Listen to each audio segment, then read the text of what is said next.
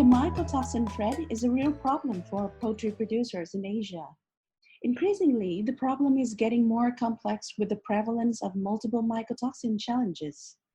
Today, Sahara Imtiaz will be discussing these challenges with Dr. Swani Haladi to solicit suggestions on how we can overcome these challenges. Hello, Dr. Haladi. Thank you for giving us this opportunity to learn from your extensive experience on mycotoxin management. So let us get down to our questions today. Firstly, I would like to ask you about the mycotoxin challenges to poultry producers in Asia. Could you talk about which mycotoxins are highly prevalent and why?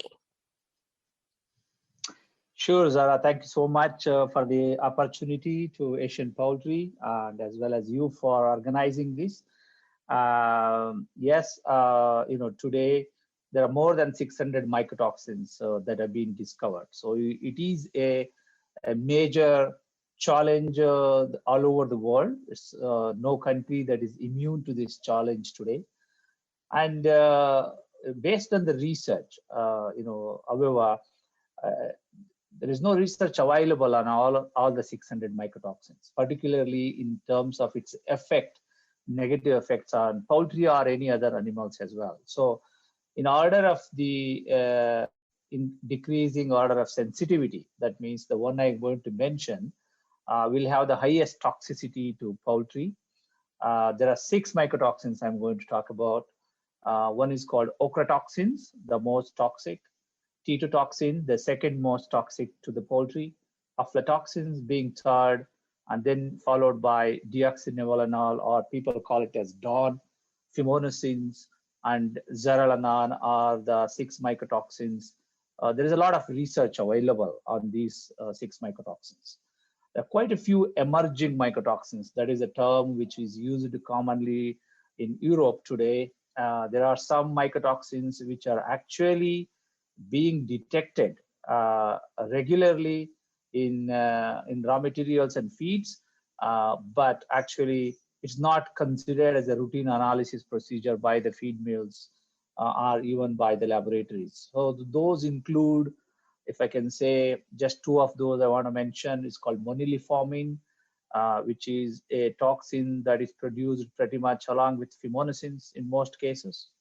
And there is also called cyclopiagonic acid, which is also produced by the Aspergillus fungus. So these are the toxins which are quite well known in the poultry industry.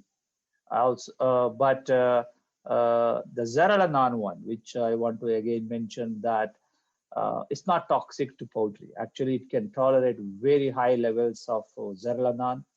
A lot of people get confused with this. They ask me about my recommendations, but I strongly can tell you that when you have zearalenone, you don't have to worry for poultry. But when it comes to pigs, yes, it's a big problem. When it comes to dairy, yes, it's a big problem. But I think the poultry can manage zearalenone quite well. In terms of prevalence, you know that this highly varies from country to country, continent to continent. Within Asia, if you look at, again, there is a variation because the temperature, humidity, and the rainfall are not the same throughout the Asian continent. You have country like India, where most of the raw materials are produced within the country. There, I would say people should be more aware of aflatoxins, ochratoxins, and fumonisins. But if you go to China, in addition to these toxins, there is already a deoxynivalenol, DON can be a problem, because most of the China is having a temperate climate. It's like Europe or North America. So that's why we see the DON prevalence much more in China as compared to, as an example, to India. The remaining Southeast Asian countries like Thailand, Philippines, Taiwan, in those countries, there are imports of raw materials coming from North America and South America. I'm not saying that they don't produce any raw materials, they do, but there is a very limited production in these countries. So there's a lot of import of raw materials from North America, South America, sometimes from India as well. but that's the challenge for the Southeast Asian countries, because they don't have to worry the toxins from their own raw materials, but they need to have a good knowledge about the mycotoxin prevalence in that particular year in other exporting countries. So I think that should answer the question you asked me, Zara, in terms of the prevalence of mycotoxins. And yeah, there are a lot more toxins, but we don't analyze them routinely. So I hope that answers your question. Sure, definitely it does. And given that you work at Trav Nutrition, and there you do routine analysis and studies on these prevalence, and with climate change and things like that, since mycotoxins are dependent on the temperature of the region, do you see the patterns changing as we go along over the years, or is this very set in stone kind of thing? I mean, global climate change is a fact. I mean, it's proven. But I think more than the global climate change, what I feel is the unseasonal rains. Obviously, it is an effect of global climate, but global climate change is not easy to recognize. There is maybe a 1 degree Celsius or half a degree Celsius change. People cannot recognize that. But what you can clearly recognize is in the change in the pattern of rainfall, because there is a particular time for harvesting corn, as an example, right? But during that harvesting time, the farmers expect that there will not be rainfall. That's why they plan that time. And when that doesn't happen because of the climate change or many other factors, the harvest getting spoiled. So the unseasonal rains, lack of rains, for example, drought situation also makes the raw materials more susceptible for mycotoxin production. So it's both the excess rain, unseasonal rains, as well as lack of rain. All these have an impact on mycotoxin production. So the challenge is going to be much higher as we go into the future, I guess. Absolutely. Absolutely. You're right. Yeah. Okay. And then we also, I mean, apart from the emerging mycotoxins you were talking about, we also see increasing prevalence of 2 or more mycotoxins found in the same feed samples. So how can poultry producers deal with this challenge? Yeah, I think I would think this concept is probably, I started working on this in 1995, 96 in India on mycotoxins. So it's been, close to, I would say 25, 26 years as a student. I started this project on mycotoxins. Yeah, I think it is well recognized today. In fact, it was recognized even 20 years ago, but today I think there is more proof for that, multiple mycotoxin prevalence. Just give an example, historically, if you go to 20 years back, the most common mycotoxin that analyzed was aflatoxins. And that made the people over a period of time start writing books. The name of the book they would keep, mycotoxins other than aflatoxins. Because there's so much of abundant information on aflatoxins, they cannot complete their book if they include aflatoxins. So they started leaving aflatoxin out and start focusing on other mycotoxins. So you're absolutely right. There are a couple of reasons why you see multiple mycotoxins. Number one reason is multiple fungus can attack one ingredient. So Aspergillus, Penicillium, Fusarium, all 3 fungus can attack, just as an example, corn. So obviously, 3 fungus, they produce 3 different types of toxins. And let's say the another confounding factor is, poultry raw material, poultry feed at least made of 4 or 5 different ingredients. So if 4 or 5 different ingredients have different kinds of fungus or the molds growing, then you make a complete feed using, let's say, 55% corn or 25% soya and plus small quantities of other raw materials. You certainly have a greater opportunity for having multiple mycotoxins in complete feed. So yeah, that is very well proven. Complete feed has much more number of toxins as compared to the individual raw material, just because of the reasons I just mentioned.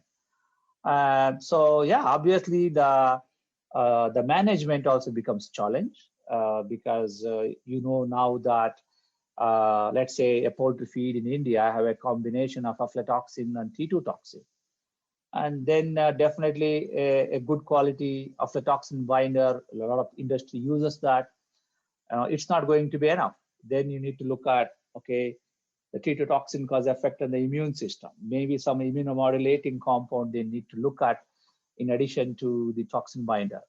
Or for example, DON, which is going to cause a significant damage to the gut health. So maybe you need to improve the gut health of the poultry. So certainly more mycotoxins in the feed, you have more challenges. There is a synergistic interaction between these mycotoxins, sometimes additive interactions, and all this increases the toxicity. And definitely, you have to have a multiple strategies or multiple technologies to manage these problems, Zara. I hope that answers your question. So from what you're saying, as I understand, is not just that you need the binders to remove the toxicity, but you also need additives like probiotics, prebiotics to improve gut health also to deal with the mycotoxin challenge? Absolutely. I mean, anything that enhances the gut health is, I think it's also crucial.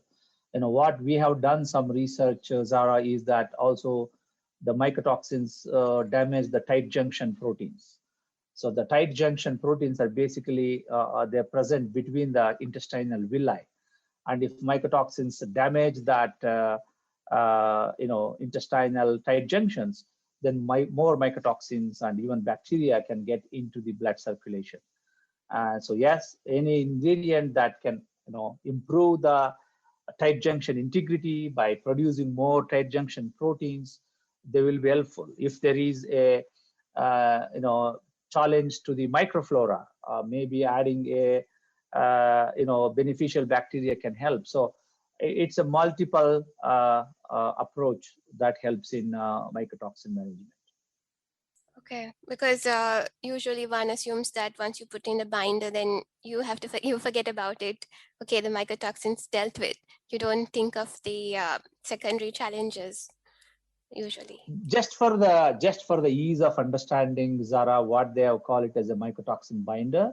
But today, the mycotoxin binder, the word not necessarily means mycotoxin binding. Today, because people knows mycotoxin binder, they just talk about this.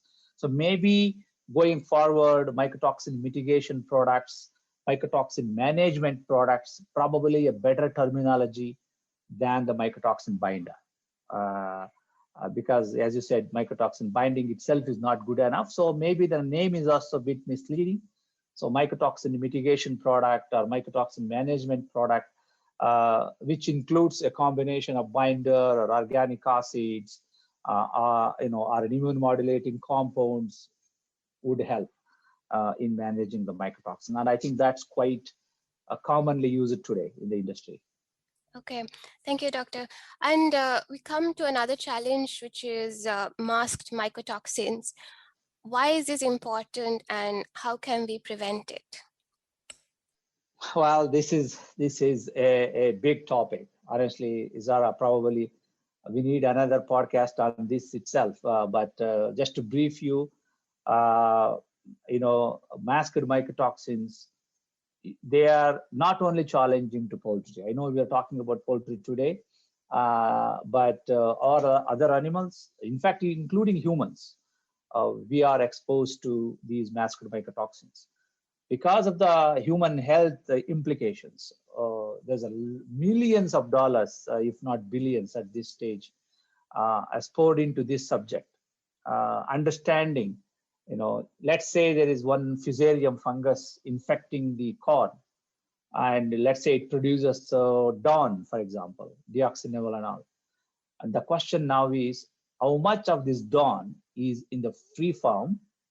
That means that can be measured by the analytical procedures today, like ELISA or HPLC or whatever, and how much of that is escaping this mycotoxin analysis. And the one that escapes the mycotoxin analysis is called as a masked mycotoxins. And why it escapes is because the plant is attaching another molecule to this mycotoxin. Because you know that when you have a plant, there is a resistance from the plant also. It's not just the fungus keep producing toxins. As a host, the plant also try to protect itself from the impact of mycotoxins. So as a result, it produces some molecules like glucose, for example, and it attaches the glucose molecule to the DON, just as an example. So you have a masked, conjugated DON. The problem with conjugated DON is, or masked DON is, it escapes the routine mycotoxin analysis. If you do a normal ELISA, normal lateral flow, normal HPLC, those will not pick up this masked DON. You need to have a specialized methodology for analyzing the masked DON. The next question is there a direct or a positive correlation between the amount of free DON to the amount of masked DON? That could have been very nice to have a good correlation so that we can tell the producers, okay, you add another 40% of DON to your total DON value, then you are safe. Unfortunately, the research shows somewhere between 9 to 80+% is the amount of masked DON that can be present. So there is no correlation. It can be 50%, it can be 60, it can be 80, it can be 10. So on an average, if you take today, already in European Union, they started using this this procedure. If you found 1 ppm of DON in a poultry feed, then the people are started considering it as a 1.5 ppm DON, because they assume that 50% of the DON is in the masked form. We cannot analyze it. However, you need to add that to understand the complete toxicity. And if you don't do that, what happens?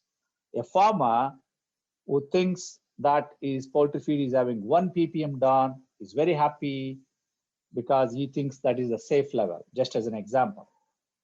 He doesn't know that another 0.5 ppm of DON is in the masked form, which is going to cause a problem. So it is a challenge to the diagnostic community. It is a challenge to the animal, and it is a challenge to the producer because he thinks that his feed is safe. In reality, it is not, and then his animals are going to suffer from that. So it is, you go to any mycotoxin conference today, I can easily tell you more than 50% of the papers will be on masked mycotoxins. So I think that tells you all about its importance.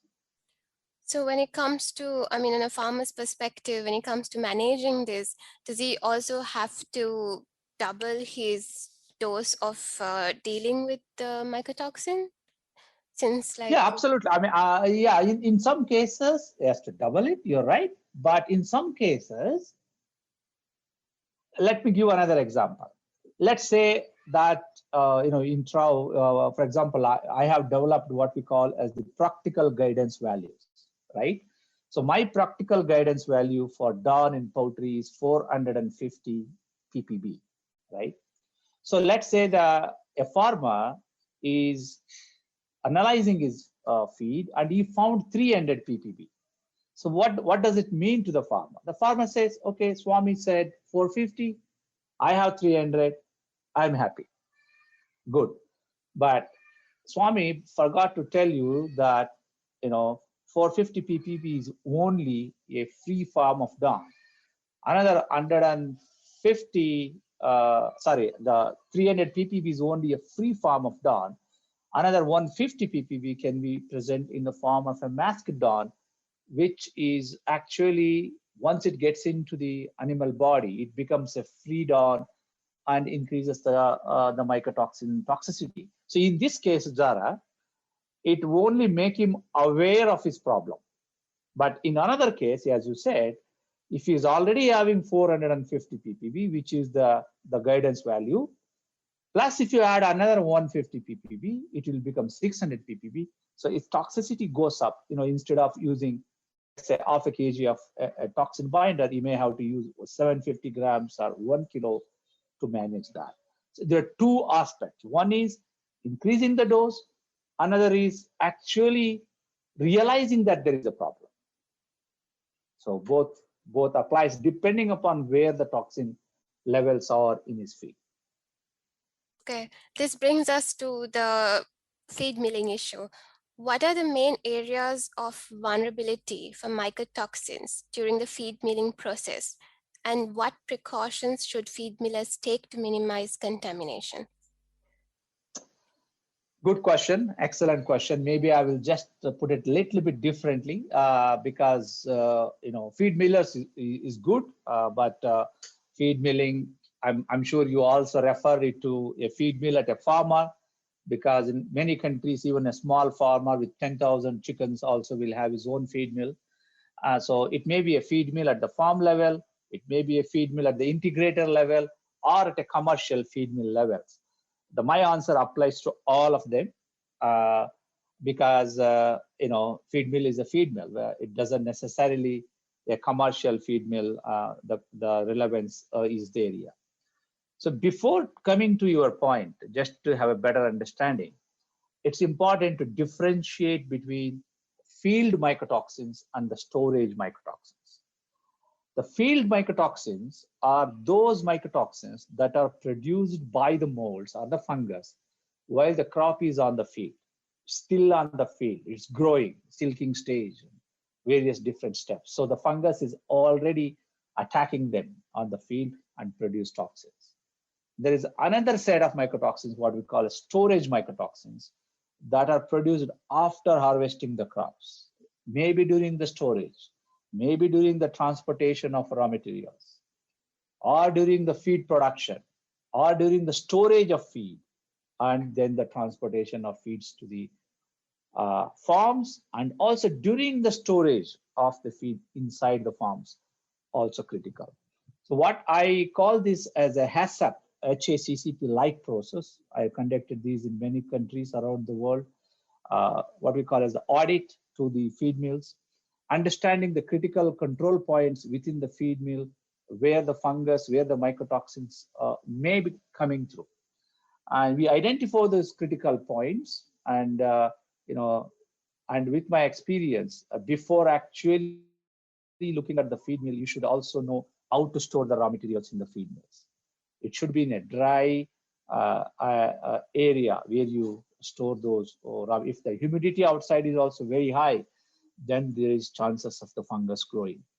If you have too many broken grains, if you have too many damaged grains, then I strongly recommend that you sort those out because the broken and the damaged grains has got a much higher contamination with molds and mycotoxins. Also, the attention should be given to remove the dust inside the feed mill as often as possible, because the accumulation of dust will also increases the chances of molds and mycotoxin production. And I know many parts of the world today, they use silos, managing the silo temperature, the humidity should be tested very frequently, these measures, and adequate aeration is also very important. So these are the critical points even before you start making the feed. Because this happens inside the feed mill also because of the storage.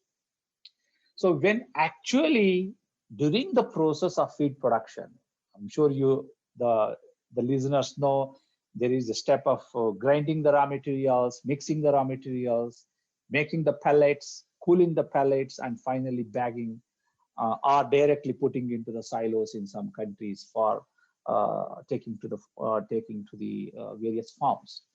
So we have found a significant amount of mold that is growing in the coolers because of the abundant moisture availability, the mixers also, and also at the bottom of the elevators. The feed mills have big elevators. Some of them are for grain, some of them are for feed. We found at the bottom, many a times there is a lot of crust and formation taking place.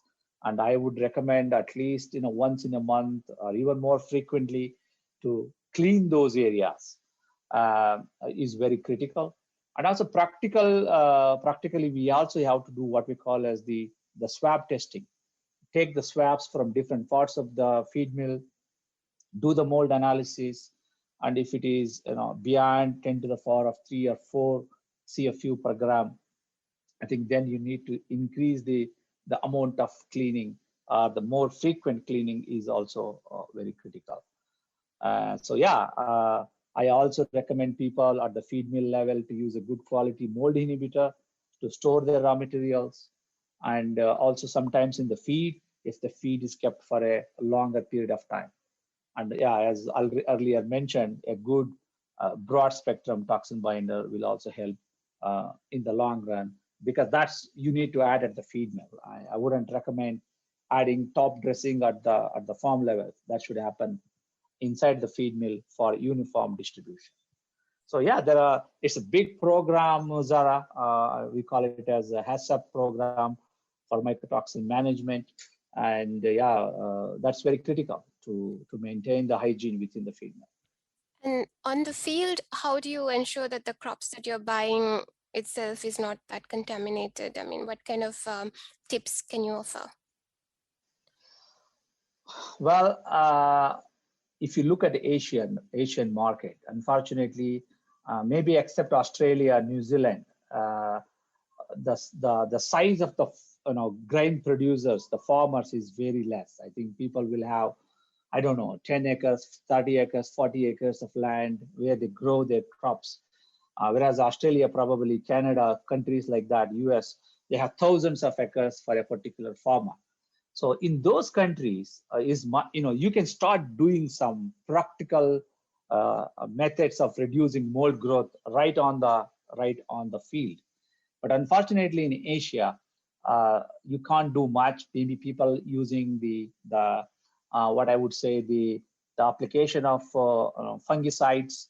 I also recommend people do the crop rotation. Means the same crop you should not put again and again, because that increases the chances of molds and mycotoxin production. So obviously, when you are going to collect the raw materials or buy the raw materials from a particular farmer, I also would like to include the quality control of in Asia, at least aflatoxin testing. Maybe aflatoxin and DON testing, I think, is very critical, along with the moisture analysis. So moisture is not enough for complete understanding of mycotoxin challenge. So do the quick testing, maybe even before, if you are a big farmer or an integrator, go to the site of grain production, do the testing there, and then bring the raw materials. Because if you're bringing to the mill, sometimes you don't have the stock, you tend to use that raw material because you don't have any other option. So on the site testing really helps in order for you to make a good decision. So testing is very critical at the time of selecting the raw materials. I think you've covered my last question on testing, and you said that in-field testing is actually much better than laboratory testing. What kind of tools would you recommend, and what farmers can have access to when it comes to in-field real-time testing? Yeah, I think you're right. Actually, there are two types of testing people employ in the animal industry or poultry industry. One is called as a qualitative test, another is called as a quantitative test. Qualitative tests are so far today in this, I think there is a very little use of these today. Earlier they were using a lot. It will only tell you yes or no, whether the toxin is there or not. It is not going to tell you how much is the toxin. And because of the ubiquitous presence of the molds, it's impossible to have raw materials without the mycotoxin. That is not possible today. So that is why just mere understanding the presence of toxin is not going to be helpful. It can mislead you also. It may make you to throw away the good grades. So quantitative analysis is very important. Exactly understanding how much the toxin is present. Can I use that raw material or not? Those decisions should be based on the quantitative assays. What are those quantitative assays today? More at the field level, I feel the most relevant is lateral flow technology. And in the lateral flow technology, it's very easy to use. You don't need an expert or a laboratory expert to run that, and it's very rapid. So it's slightly expensive. It's slightly expensive than the a simple ELISA method you do at the laboratories, but it's very practical. The ELISA, you can run number of samples at one time. That's why the cost per sample goes down, but it's a bit cumbersome to do it. So if it is a laboratory, yeah, there is a chance you can use ELISA, but I think that on the field side, the lateral flow technology, Zara, is something I recommend. And once you have a problem, sometimes we hear the problems from the poultry producers saying that there is a significant drop in growth or increase in FCR, mortality, and many other challenges they see. During those times, if your simple testing, lateral flow doesn't show something, then I definitely would go for HPLC or LC-MS/MS, that kind of methods, which are much more, I can say, more precise, and also you can do multiple mycotoxin analysis in a short period of time. So they become very useful when you want to, I would say, when you want to solve a specific problem, which is not answered by the rapid tests. So those are the two types of tests. ELISA, lateral flow technology, HPLC, and today LC-MS/MS, that is liquid chromatography with tandem mass spectrometry. And there are two mass spec they use, very expensive. I don't know, probably it would easily cost us 500,000 or something US dollars to get those. But I think they are much more powerful to do this analysis. But you don't need that for at our feed mill or even at the some of these laboratories at a local level. Okay, Doctor, one last question. You've talked about the management and the testing. All this is very expensive.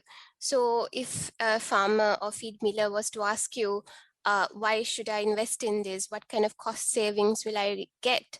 What would you say to them? What is the advantage? Well, actually, knowing the challenge, actually 50% of the job done, it's most of the time. I wouldn't say that, sometimes because of the sampling error, if you don't do a good sampling, even after analysis, you're not sure whether I'm really convinced that there is a mycotoxins in my feed or not. So do a good sampling. I think that is very important. Once you do a good sampling, the mycotoxin analysis will help you to make a decision of buying the raw material. That's the number one step.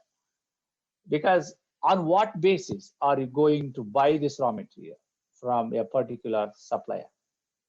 Moisture analysis, as I said, it is not going to be the direct indicator of mycotoxin contamination. So you spend that money in understanding the problem so that the chances of that load affecting the animal performance, the poultry performance, will be less. So there is no doubt on the return on investment. You add it as a continuous quality control approach in your day-to-day activities. Just like testing your protein or fat, it should be part of your quality control program.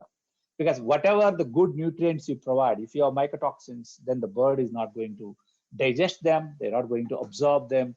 So then you lost all the money in that. But when it comes to the integrators,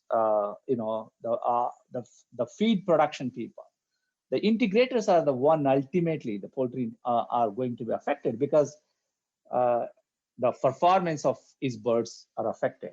So in those situations, again, if you do the return on investment analysis, again, it comes back on top that you may spend, let's say,